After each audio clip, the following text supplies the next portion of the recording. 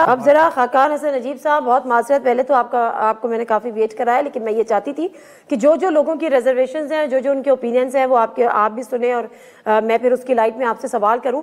Sir, सबसे पहले तो ये बात हो रही है कि ये बजट बनाया किसने है? अगर ये अवाम दोस्त बजट नहीं है, अवाम दोस्त कभी भी नहीं होता, लेकिन जो इसका सूरत हाल है, ये बजट इसी तरह से पास हो जाएगा आपकी नज़र में?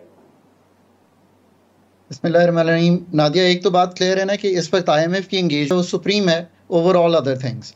मतलब फैक्चुअली ज़रा जून तक चले जाएं, पिछले 4 अरब डॉलर के रिजर्व चले गए थे, रुपया कमज़ोर हो रहा था, इन्फ्लेशन 38% पे थी और पाकिस्तान को कोई फंड करने को तैयार नहीं था। एन IMF प्रोग्राम हैपन्स, आज 9 अरब डॉलर के रिजर्व्स हैं, इन्फ्लेशन डाउनवर्ड ट्रेंडिंग है, करंट अकाउंट थोड़ा सा संभल गया है, बल्कि काफ़ी संभल गया, but you have paid the price, growth को तोड़ना पड़ा है, यहाँ इकोनॉमी खड़ी हुई है। खसारा 73 से पिछले 4 साल का मालियाती, ये जो फिजिकल डेफिसिट जिसको कहते हैं, जो खर्च करते हैं, जो कमाते हैं, वो 73 से 7.5-8% पे चल रहा है। सो बजट का जो फेडरल फिजिकल फ्रेमवर्क है वो ब्रोकन है। This is the place to start. So अब इसमें IMF की एंगेजमेंट लाजिम व मलजूम है, बिकॉज कोई आपको एक टका देने को तैयार नहीं है। मल्टीलैटरल्स, आपके दोस्त अहबाब, और मैं इन इंटरनेशनल कॉन्फ्रेंसेस दे से टू मी यार, I mean, get your people in taxation and we will give you money now, और get yourself in an IMF programme.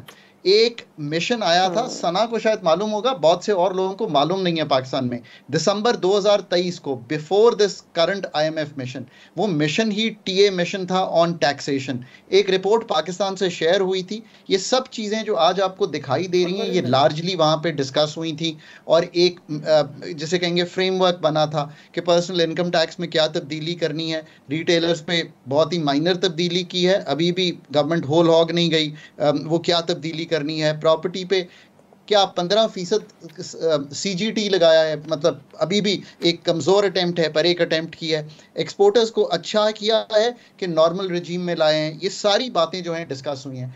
देखिए, आप सोच लीजिए ना, 9% टैक्स टू GDP रेशियो है, जिसका मतलब ये है कि 73 से 10 साल से यहीं पे खड़े हुए हैं। अब आपने तय करना है, आपके जो इर्द गिर्द के ममालिक हैं वो 15 से 16 पे हैं। मैं इसको भी छोड़ देता हूँ।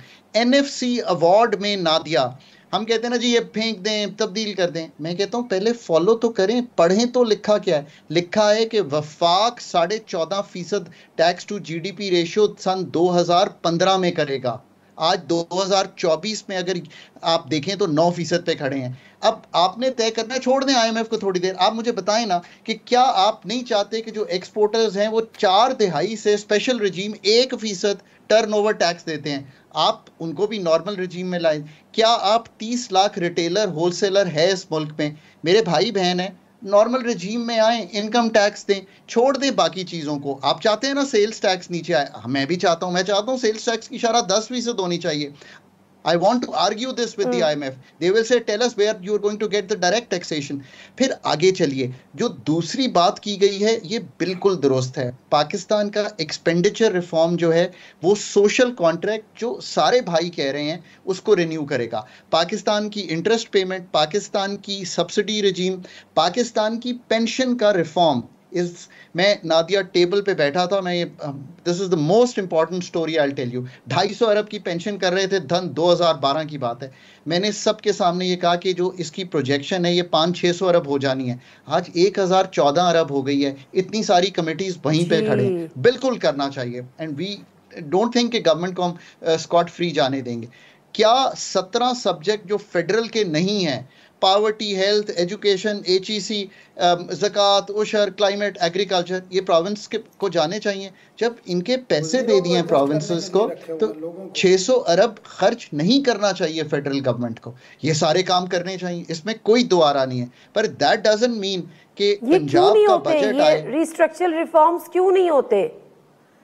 मैं इसका भी जवाब देता हूं, बट दैट डजंट मीन कि पंजाब का बजट आए और एग्रीकल्चर इनकम टैक्स 3.5 अरब रुपया हो उसमें, जबकि पाकिस्तान में 23% एग्रीकल्चर है, 1% लोग 22% जमीन लिए बैठे हैं। लेट्स बी रियलिस्टिक ना, हम IMF को, क्या IMF आती है भाई, आप ना जाएं, हम IMF के पास अथॉरिटीज कह दें हम नहीं चाहते, try and run the country. So you want to run it, then make all these sacrifices. Everyone comes on board.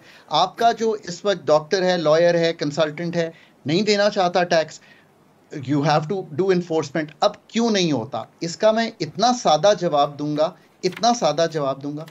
Nadia, पिछले 10 साल में आपने एफपीआर के कितने चेयरपर्सन तब्दील किए होंगे आपकी राय में? 6 से 8, 15, 20 के करीब। इफ मैं डॉन न्यूज के 10 सालों में सीईओ 15, यानी एक हर साल 8 भी नहीं महीने टिका बाद कोई।